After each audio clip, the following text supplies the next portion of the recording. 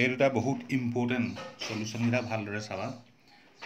দুটা কোৱেশ্চন থাকিব ইয়াত প্ৰথমটো ABC যে right ট্ৰায়াঙ্গল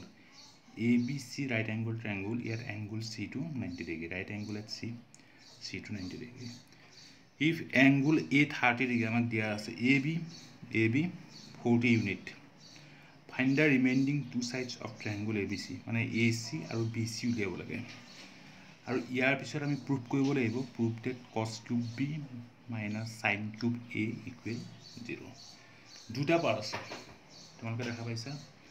amak dia ase right angle triangle sit 90 degree angle A 30 degree ama direct korim sin A mane sin 30 degree A mane 30 sin 30 eta sin A kiman ba sin 30 degree ba sin A sin theta hol perpendicular by hypotenuse eta A angle to karone A 30 angle to ka perpendicular hol BC by AB BC by AB etia saba BC to amak dia ase neki kiba BC to ami uliabo lagibo BC to ami uliabo lagibo aru AB amak dia ase AB 40 ako efala sin 30 mane sin 0 0 sin 30 half ebilo mukhasth koriba half tamna ami 2 into BC saba cos multiply jodi koro 2 into BC equal 40 into 140 twice BC equal ami palu 40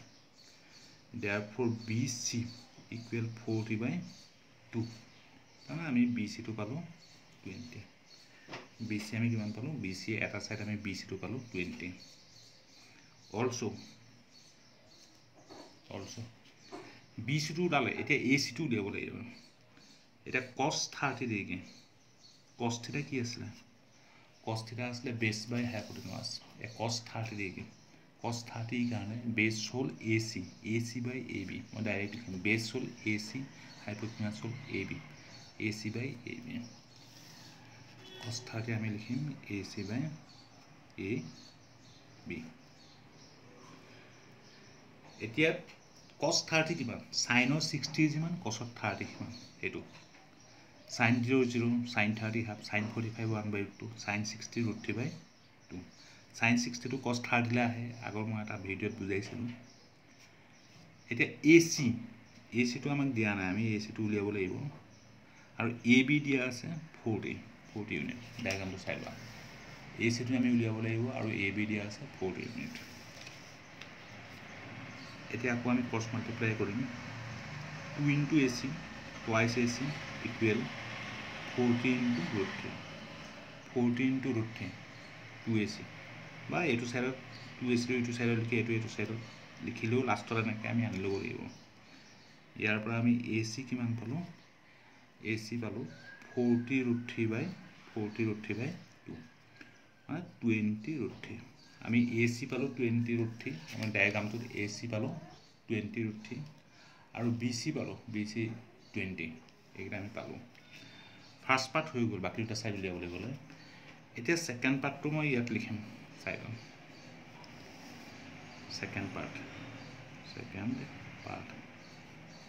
second পার্টটো এটা proof কৰিবলৈ কৈছে